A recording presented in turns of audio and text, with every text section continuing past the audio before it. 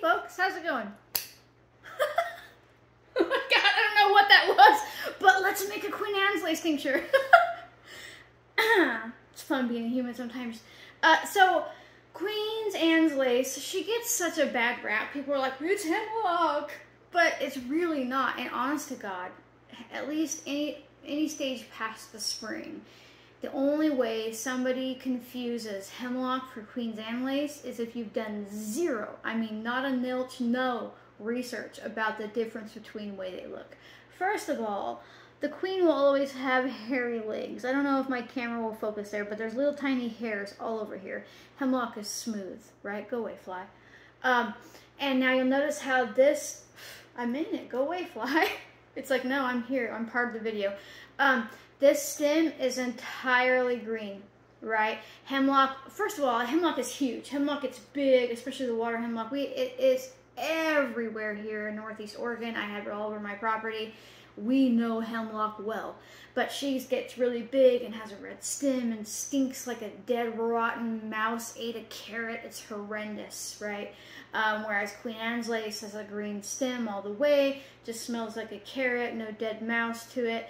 And then, of course, the blooms look different, and you'll normally see with the Queen Anne's lace a little dot of color. This can be black or red, or sometimes there's no dot, but if you want to be extra super duper safe, gather with a dot. So, precautions aside, we're going to make a Queen Anne's lace tincture, right? Now, I know that, so you may not know this, but so you know, a lot of herbalists like to debate the best part of the plant to make a tincture with, and they're always talking about, well, I think it's the green seed basket before they're all the way mature, and I think it's the blooms, right? And another one will be like, another one will be like, I think it's the, another one will be like, I think it's the, it's the brown seed basket, right? And they're all busy fighting. I'm like, y'all know we could, look, do all three at the same time, because what we're using this for, we might want to just cover all bases. And besides, I literally just harvested this. In other words, I probably don't know anymore. Right outside of my door. And I mean that literally. Like, I don't really attack weeds because to me they're not weeds. I know who they are and why they're here, right? And so I just cut this, this, and this all at the same time. So I have all of my bases covered. Now, most of the time, let's say if you want to gather the dried seed heads, the blooms, and the green seeds at the same time, wait until like late August, mid-September. That's when they'll all be in different stages. But if you can't wait and you start harvesting the blooms in the spring, freeze them.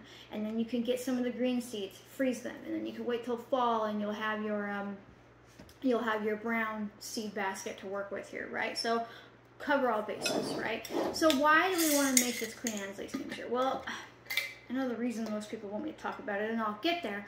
But did you know that Queen Anne's lace is a natural diuretic?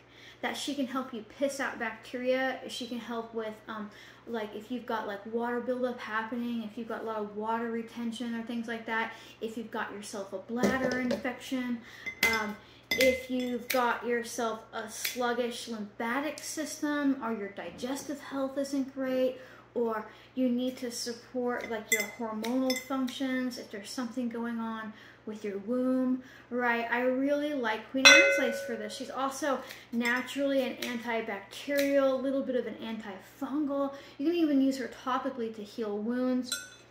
Woo, she smells like carrot. There is no mistaking that scent. So I'm just kind of giving a vague chop here. You know, you don't really have to beat her up. Just give her a little bit of a chop just so you have some more surface space. And I'm mixing in, you know, all of my blooms here. Might just go in there and go chop, chop. Right? And then I've got this one big, beautiful seed basket head here. I might just give her a chop down the center. And then, you know, there's just last little bit of green seeds in the bloom. And just like that, I've got enough to fill my quart jar. Now, I want you to pick a jar that you can fill up all the way. I don't want you to ram pack this down. I want you to allow it to have room for the alcohol present, right? So there's enough in there. There's some space. It's no big deal. It really isn't. People overcomplicate tinctures. So the next step is I am going to pour 100 proof vodka over top. I like 100 proof vodka because she gives you the water soluble properties and alcohol soluble properties, because half of hers, 50% of her is alcohol, 50% is water, all the way to the tippy top, because I want to prevent oxidation. After you strain it, after you let this sit for like 6 to 8 weeks in a cool, dark place, you're gonna get a little bit of oxidation, right? But it's not going to be nearly as bad as if there was oxygen in there while you were making the tincture, because oxidation happens. Was I saying oxygen the whole time?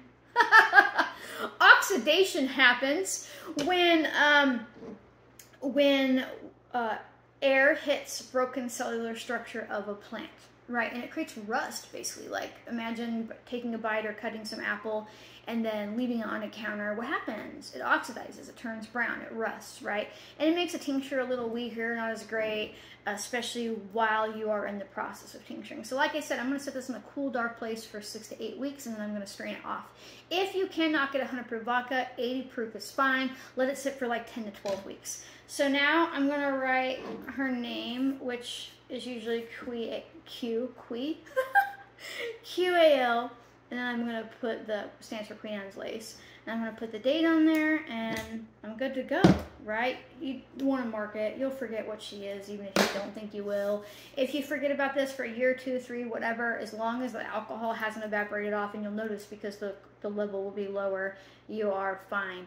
Once it gets put into a dropper, you got about 2 years before the potency really starts to wane back. But before then, it'll probably be evaporated off, right? Because the little rubber dropper allows evaporation to happen, right? That just happens. So I usually just pull straight out of the jar for myself. Now, it is important that if you are attempting to get pregnant, that you do not take Queen Anne's lace, because Queen Anne's lace has an affinity for stopping an egg from implanting in your uterine wall. She actually makes the lining slippery, right? But, you know, if you don't want to get pregnant, I don't know that I would entirely rely, right? I like to use her, you know, me and my husband, we follow, you know, rhythm methods and things like that. But when we're human and we don't stick to a schedule, I like to make sure that I have some on hand, right? But if I was trying to get pregnant, I would not use anything with Queen Anne's lace in it, right? And if I had a medical situation to where pregnancy would endanger me, or I had no access to anything like that, I don't know that I would solely rely on Queen Anne's lace, right? Right? It's like the elephant in the room, but I'm not entirely allowed to talk about it, right? Traditionally, women would have ground up the seeds of Queen Anne's lace once they're brown, and they would have turned them into disgusting little biscuits, right? You know, and I watched my family make those, and they're just horrendous, but I have found the tincture to work just as well, right? But you could do both. Some people just make a tea out of it. Now, beyond all that stuff, and talking about using her as a diuretic and for, you know, kidney support, and if you've got UTIs, she is actually really good as a digestive aid, because carrot is naturally a bitter. Now, the carrots we eat from the store, we don't think of them as a bitter because we've bred them to be sweeter, but all carrots come from Queen Anne's lace, right? This is like a wild carrot, basically. There are different varieties and things like that they might have been bred out from, but, you know, wild carrot is wild carrot is wild carrot. And Queen Anne's lace is naturally really bitter, so she's fantastic for anybody who has like a lot of like gas buildup, bloating, digestive issues. She also really likes to support liver function. People overlook Queen Anne's lace because we tell ourselves that the only thing that she's good for is pregnancy-related situations, but there is a lot to work with Queen Anne's lace outside of that, right? And that means, like, even if, like, you're a guy, like if you have digestive issues or bladder infection or need to support liver functions, she is pretty fantastic for that, right? It is not a female-specific herb. We've just kind of cast her in that light. But I really love Queen Anne's lace. And how easy was that? Even if you have to gather the parts at different seasons, or even if you're like, ooh, I only have the seed baskets right now, that's fine. Give it a try. You're smart enough to do this. You can get out here, you can get curious, you can make these things yourself. I totally believe in your capacity to do this because it's so simple. You are capable of doing this. No matter what anybody has ever made you feel, including yourself, you can do this. I really like to drive that home sometimes because it's important, because a lot of people feel super intimidated by the herbalism world because things are made to be overcomplicated and they really don't have to be. All I did was put Queen Anne's lace in the jar. I used the blooming blooms, the green seed pods, and the brown seed pods, and I poured vodka over top. And I'm going to set this on my shelf and I'm going to forget about it, honestly, because I have a whole other jar from last year. I just always like to make one every year because some people ask for it, you know, I give it out to friends and family and things like that, but just having extra is always a good thing. And it's just, I don't know, it's so easy to do. Vodka, plants, wait some time. That's it.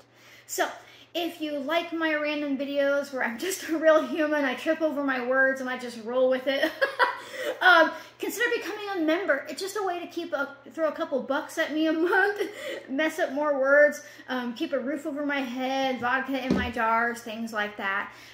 There is nothing hidden behind a paywall. Members do get early access to these videos, like members watch this first. It's not a paywall though, it's just a little bitty baby time wall, because every weekend I release one of these videos for everybody to watch. So if you can't afford to become a member, I don't even want you to worry about it.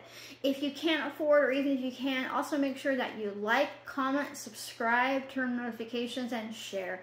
Sharing is super important because it helps other people learn that just like you, they're smart enough to make a Queen Anne's lace tincture. So thank you so much for watching, folks. I'll see you next time. Bye.